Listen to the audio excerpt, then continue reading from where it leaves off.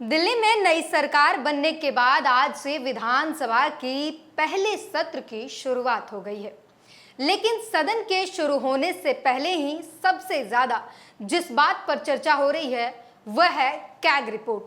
क्योंकि प्रधानमंत्री नरेंद्र मोदी ने 8 फरवरी यानी जिस दिन दिल्ली का चुनावी रिजल्ट आया था उसी दिन यह ऐलान कर दिया था कि दिल्ली के विधानसभा के पहले ही सत्र में केजरीवाल के द्वारा किए गए सभी घोटालों के पर्दाफाश किए जाएंगे और कैग रिपोर्ट पेश किए जाएंगे।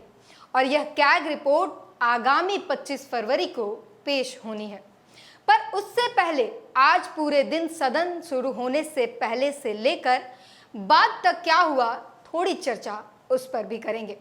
नमस्कार, मेरा नाम है ब्यूटी गिरी और आप देख रहे हैं न्यूज वॉच भारत। सदन शुरू होने से पहले ही दिल्ली की पूर्व मुख्यमंत्री आतिशी मारलेना ने मौजूदा मुख्यमंत्री रेखा गुप्ता के ऑफिस पहुंचकर प्रदर्शन किया और मुलाकात भी की। मुद्दा रहा वादा अनुसार दिल्ली की महिलाओं के खाते में 2500 रुपये देने का। इसके बाद आतिशी ने प्रेस कॉन्फ्रेंस किया और कहा कि दिल्ली के मुख्यमंत्री के सामने हमने डिमांड रखी है कि 8 मार्च को दिल्ली की महिलाओं के खाते में 2500 रुपये आ जाएं।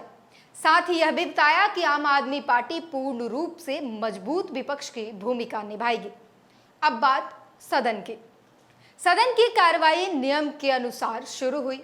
विजेंद्र गुप्ता स्पीकर चुने गए। उसके बाद विधायकों को बधाई प्रस्ताव देना था। सबसे पहले दिल्ली की मुख्यमंत्री रेखा गुप्ता ने विजेंद्र गुप्ता को बधाई दिया। उसके बाद बारी आई नेता विपक्ष आतिशी सिंह की। आतिशी ने सबसे पहले बधाई दिया और उसके बाद भाजपा पर हमलावर हो गए। उन्होंने कहा कि बीजेपी ने सीएम ऑफिस से बाबा साहब भीमराव अंबेडकर और भगत सिंह की तस्वीरें हटाकर सिख समुदाय और दलित समुदाय का अपमान किया है।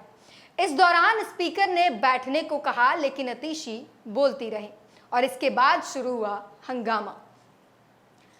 स्पीकर बोलते रहे कि विपक्ष सदन की कार्रवाई को सुचारू रूप से चलने नहीं दे रहा है।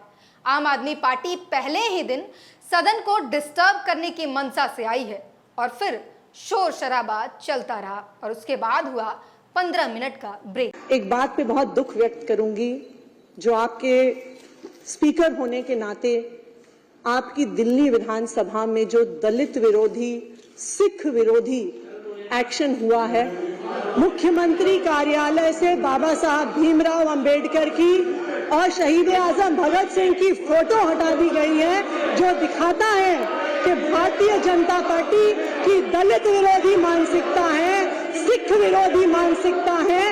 बाबा साहब भीमराव अंबेडकर कौन है? वो व्यक्ति हैं जिन्होंने भारत को संविधान दिया। बाबा साहब भीमराव अंबेडकर वो व्यक्ति हैं जिन्होंने दलितों को अधिकार दिया।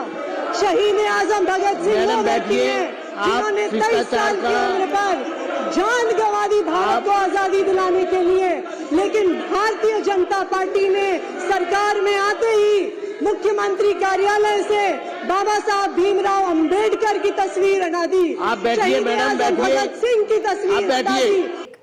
इसके बाद दोबारा सदन की कार्रवाई शुरू हुई। दोबारा भी वही हुआ। एक तरफ से जय भीम के नारे लग रहे थे तो दूसरी तरफ से भारत माता की जय के नारे। और फिर इसके बाद स्पीकर विजेंद्र गुप्ता ने धन्यवाद प्रस्ताव पढ़ा और सदन को अगले दिन तक के लिए स्थगित कर दिया।